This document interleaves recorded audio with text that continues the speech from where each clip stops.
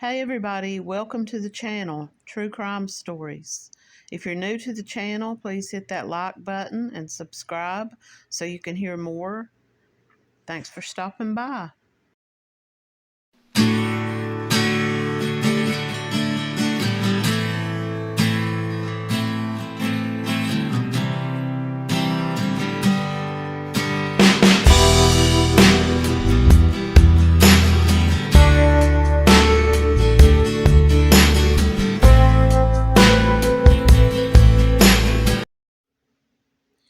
This story is about a missing man who went missing in the area of Williamson, West Virginia, which is really not that far from Pike County, Kentucky, where, the murder took place of Bacon Hurley that I was talking about in a different video. I haven't been able to find a whole lot about this man. I do remember watching one podcast that was done about him that's been about a year or two ago. The family believes that this man was murdered. Now, this man's name was Charles Taylor. This is from a Eyewitness News from Charleston, West Virginia. This was dated 2023. West Virginia State Police are continuing to investigate the disappearance of a Charleston man who went missing 3 years ago in Mingo County, West Virginia. Troopers and the man's family believe he was murdered, but they have been unable to locate his body and to get enough evidence to arrest anybody. Charles Chuck Taylor, age 39, disappeared September 18, 2020, and his family believes he was murdered in a house on Vincent Street in Williamson, West Virginia. They believe that he was possibly dismembered and that his body was disposed of. Leading up to his disappearance, Taylor, who was legally blind, was from Charleston, West Virginia, was in Williamson for a drug rehabilitation program. His girlfriend reported him missing, and no trace of him has surfaced. The family believe that the Williamson police may have allegedly mishandled evidence, but no human blood was detected by the crime lab. State police got involved in the investigation in 2021. Troopers searched locations in West Virginia and Kentucky for a body. They even served 16 court-ordered searches on social media. Those searches were efforts to find videos that reportedly had key evidence. They were unsuccessful in finding anything. I just want them to arrest the people. They know who did this, said his stepmother. They know. State police confirmed that they developed persons of interest in the apparent murder of Charles Taylor, but they say that they have a lack of a body and there's not enough evidence to advance the case forward. So he had come from Charleston, West Virginia, to Williamson, West Virginia, which is a very small town. There's a lot of rumors that go around on cases like this, but in Williamson, West Virginia, there's been a lot of rumors.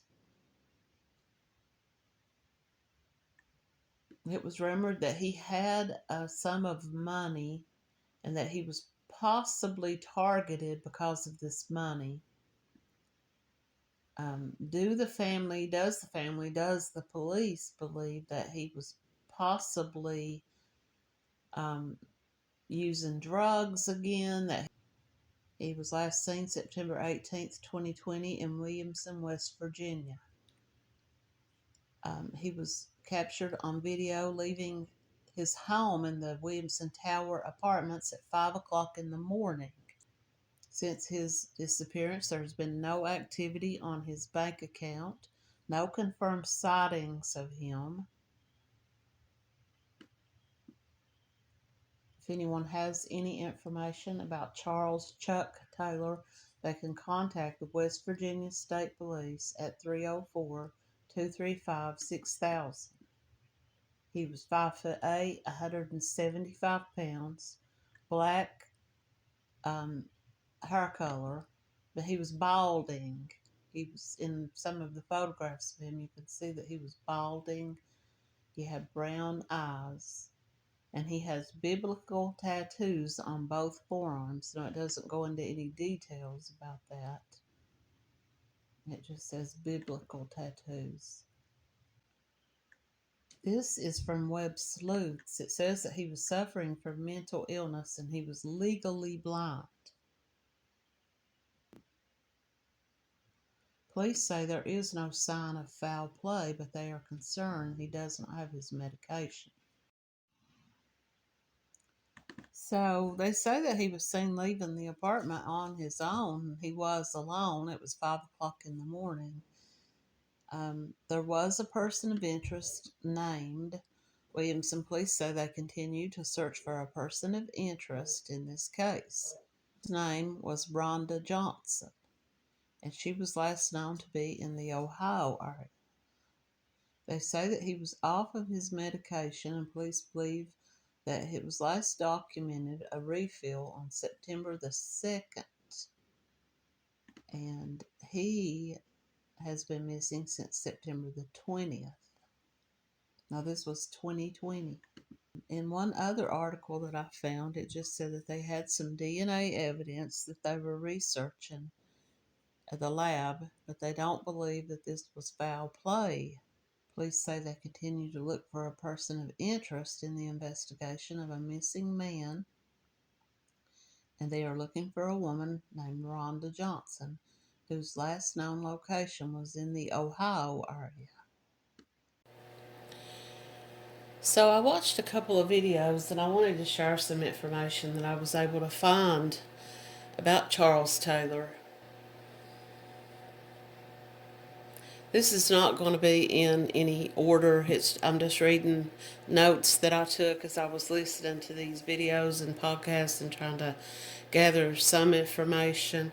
First of all, I will just say that in the earlier part of this video, I talked about Williamson, West Virginia police had put out a statement saying that they were searching for a person of interest by the name of Rhonda Johnson, last known to be in the Ohio area.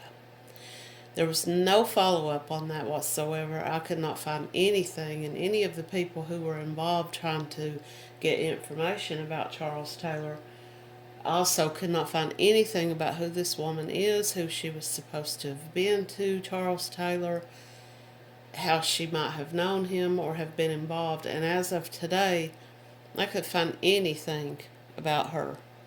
But I want to read just a little bit of my notes that I took about Charles, and just a lot of this is hearsay. A lot of this is stuff that the family talked about in an interview. I can't confirm any of this. I'm just going by the other podcasts and interviews that were done with the family. So first of all, it was said that the reason that Charles was legally blind was that as a teenager he was diagnosed with macular degeneration, and that he cannot see anything really but shadows.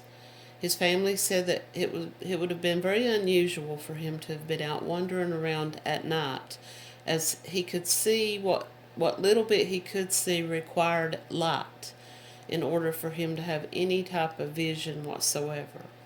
So they just did not believe, and I'll get to the whole surveillance video footage of him leaving the apartment or pictures.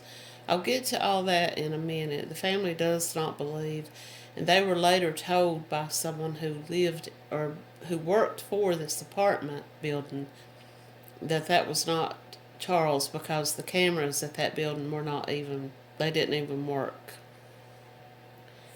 So now Charles had lived in Atlanta, Georgia with a woman for a long time, and he had 3 children with this woman. But Charles also suffered from depression, and he had gotten into some drug problems. So he had made a decision to try to get clean and to get into rehab. So either he had come to West Virginia for rehab, or he had met someone while he was in rehab who was from that area. I couldn't be 100% sure about that information, but for whatever reason, he had gone to rehab and he ended up in Williamson, West Virginia.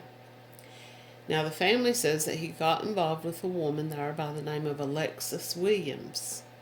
Now, Alexis Williams, it was later found out by the family, they were not aware of this, they said, until later, that she had been appointed as his legal caregiver because of his blindness and because he also suffered from some mental not really like a mental disability, but just some depression and other mental problems, that he was assigned a caregiver.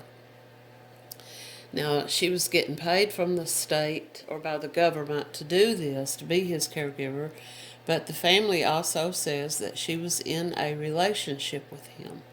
She denied this and said that she was just his caregiver. But the family says on his Facebook page he had photographs of them that would indicate to anybody that they were in a relationship. So now they dated for about 2 years, and so now it was Alexis who contacted the family, and she said that she had not seen Charles or talked to him since the day before. Now, the family was not 100% sure about when Charles was actually last seen, because, like I said, it was later found out by the family that the so-called picture of him supposedly leaving the apartment that morning at 5 a.m. could not be confirmed to be him. People that worked at that apartment complex said, we don't even have any working cameras outside the building. But, so this is when the families later, they found this out much later, but they thought they were going by what she was telling them, that she had not seen him since the day prior, which would have been the 18th of September. So the next day comes and goes, and she contacts the family again, and she tells them she still has not heard from Charles. So they tell her to contact the police, and she did, and the police told her that she had to wait 48 hours to file a missing person report. So on the 20th of September, she filed a missing person report. Now, if this had been handled, the family says if this had been handled properly in the way that it should have been handled, was that because Charles was someone who had a disability, and he was legally blind, and also some mental problems, that this should have been put out as a silver alert, as someone who was mentally ill or disabled was missing. But the police did not put that out, and in fact, the family doesn't even believe that they even alerted the public or even put it out to the public that Charles was missing. Now, after a few days, police contacted the family, but the family traveled to West Virginia, and they contacted the local news outlets. And they wanted to put Charles's name out there, put him on the news, put his picture out there, and they also wanted some help getting together a search party to search for their brother. Now, the family claims that the Williamson, West Virginia Police Department was not at all helpful. The family contacted them, and the family says that they went to the apartment. They were let into Charles's apartment. The police went inside. The family claims that they were picking up Charles's belongings. The family says that he spent most of his time and basically lived with this Alexis Williams, and he didn't spend a whole lot of time at all at his apartment. He had very little belongings in the apartment. But in the weeks leading up to Charles's disappearance, his family does admit that he was going through something, and they believe that he was not taking his medication. He had been telling the family that someone was after him, that someone was out to get him. He was so paranoid and worried about this that he had set up surveillance cameras inside of his own apartment. Now, I will get to that in just a little bit. But they said that the police officers were picking up the belongings. They were not wearing gloves. They were not bagging anything. They weren't really even searching for anything. They were more or less just milling about his apartment, picking stuff up and looking at it. And she just says the whole scene was not handled properly. Now, they later found out that Alexis Williams was also considered someone with a mental disability and should not have been given guardianship or caregiving status over their brother, but they were not even aware of that until after the fact. And it was said that she had also tried to withdraw some funds from Charles's bank account after he had gone missing. Now, in his apartment, they found journals, and they found letters that he had written to his family members, and letters that they said that he had written to God, asking God for protection. He was saying that he was in fear, and he didn't know how to handle this. He didn't say who he was in fear of, but he just wrote and indicated in these letters and journals that he was fearful. He feared for his life. He didn't know what he was going to do, and he was asking God for protection.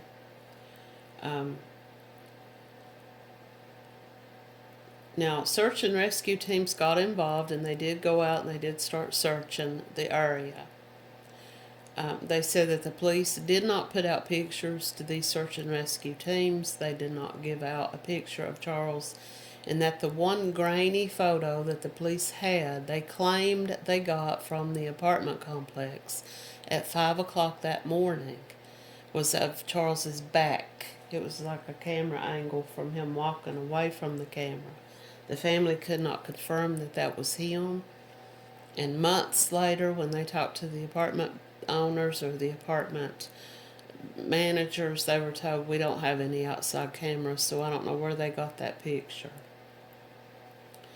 Now, as for the cameras inside of the apartment, Charles had the knowledge as to how to add his sister as a person to share that with, that camera footage with his sister's account, but she wasn't aware of that until much later. She got one or two photos from that camera, and it shows a strange white man inside of Charles's apartment standing in front of his refrigerator, and nobody knows who that man is.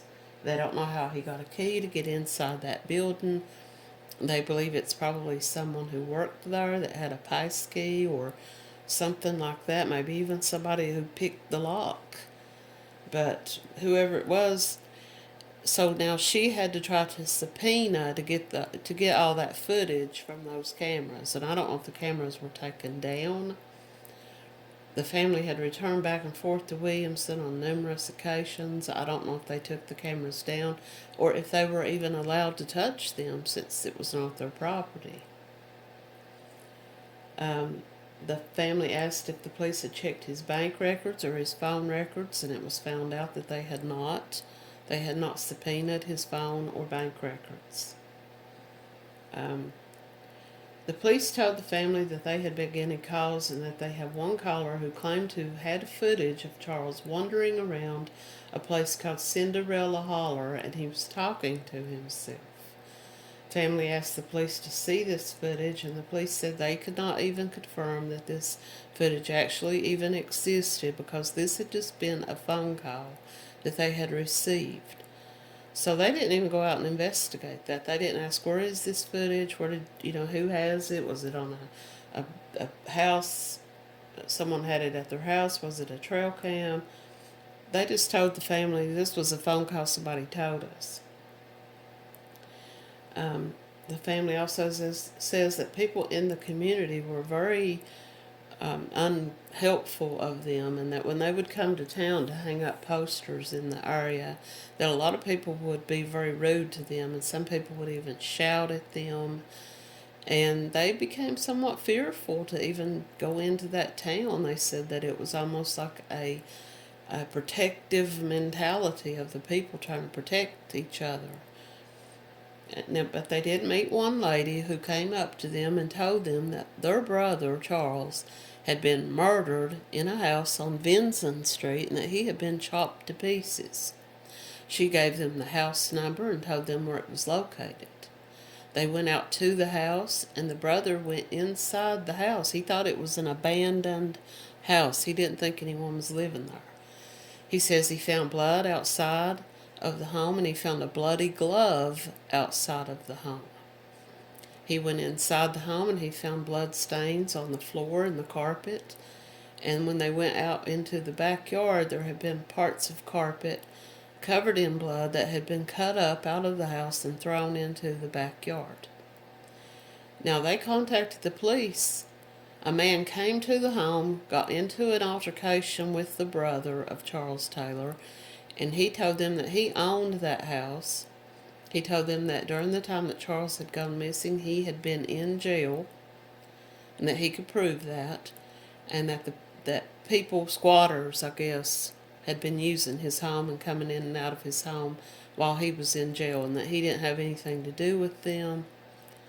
But they called the police to come out and look at this stuff that they had found and to talk to this woman who claimed to know that Charles had been murdered in this house. And they said that the police chief and the mayor came out and took the evidence, and that they'd never turned it over to the state police, that evidence was never tagged, it was never, entered into like an evidence locker or however it is they preserve it, and turned over to the state police. And the family has to this day says they don't know whatever became of that evidence. Charles, Charles's brother also said that on the morning that Charles was last known to have been seen alive, that in the weeks leading up to that, he had been calling his brother a lot and telling him that someone was after him. He said that he had been having run-ins with local drug users, that people were asking him for money. People in the neighborhood knew that he got disability check. They also knew that he had been in rehab. And his brother believed that it was someone who was trying to, get him to give them money, or to coerce him, or to threaten him. And this could have been why Charles was saying he was so afraid for his life. And on the last morning, he says his brother, Charles, tried to call his brother on Facebook call, but his brother was in the bed asleep and didn't see the call until much later. And he regrets that he wasn't awake to take that call, that it could have been Charles calling to ask for help. Once again, they say the police never checked his phone records. They don't know when his phone stopped. They don't know when the phone was last pinged, what area. Now, some people in the area were interviewed, and there was people who came forward who claimed that 3 prostitutes had lured Charles to this home on Benson Street in order for someone there to jump him and rob him and beat him up and murdered him. Now, these people were talked to. It was said that these women who were supposed to be these prostitutes were all on social media. They began to talk. They began to put out, comments and stuff on social media, and were being asked questions. And some of them admitted that they had had transactions with Charles. They admitted that they knew him. And it's possible that that story was true, but the family does not believe that the police ever interviewed any of these people. They don't believe that any of these people were ever formally named as suspects or persons of interest. And so, like I said earlier, they don't believe that any of that evidence was ever entered, and they don't know why the police, the mayor, and others in that community were so quiet about it and did not seem to want to talk to these people or investigate this as a possible murder. Now, this is when the family started wanting to get their brother's belongings out of the apartment. They said it had been about 3 months since he had disappeared, and they wanted to go to the apartment and gather his stuff. So they began trying to call, and they called, and they called, and they called. And they were finally able to run down the apartment owner and the building's owner and find out who the manager was, because no one was returning their calls. this is when they were let into the apartment, and this is when the sister found this picture of this white man in the kitchen looking into her brother's refrigerator, trying to get help to get the footage off of those hard drives, off of the videos, the pictures. And she found some people who were willing to help her to go about knowing how to do that. And I could never find any follow-up. I want everyone to keep in mind that this footage that I watched, this interviews and things that I watched, was from 2021 and 2022. And as of today, I could find nothing saying what the outcome of all of that was. Now, 4 months after Charles Taylor went missing, this Alexis shows up at the Williamson Police Department with a cell phone, telling the police that it was Charles's phone and that she had found it under a mattress at her house. She turned it over to the police. The police let the family know this, but when the family asked about it, they told the family that they had given the phone over to someone outside of the police department, a private individual who was going to try to get the footage and the information off the phone. I don't know why they would not have just subpoenaed those phone records from the phone company, the phone provider. Later, when the family tried to find out, what did you find anything on the footage, they claimed that the phone had been wiped clean, and that there was nothing on it. But they claimed that the phone ended up back with the police department. The police never turned the phone over to the family. They never turned the phone over to the state police.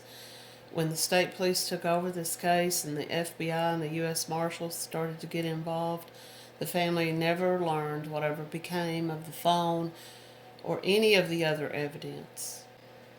Now, callers to their page and their 800 numbers and their justice page have told the family that they believe that the police is in bed with drug dealers and covering up for them, and that Charles had maybe gotten mixed up with the wrong people, or that these people were trying to steal or trying to rob Charles. And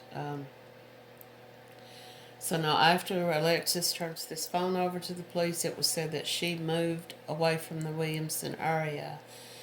The family believes that she may have been involved in this. I couldn't find any follow-ups about that, or the cameras, or the bank records, or anything. Once again, there was never anything said about who this Rhonda Johnson was supposed to be. And as of today, 2026, it's been 6 years, well, September will be 6 years since Charles Taylor went missing. There's been nothing. There's been no updates. There's been no new missing persons posters. There's been nothing, really. And all I can say is, if anyone has any information about his disappearance, his whereabouts, or what might have happened to him, to contact the West Virginia State Police at 304-235-6000. Thanks for watching.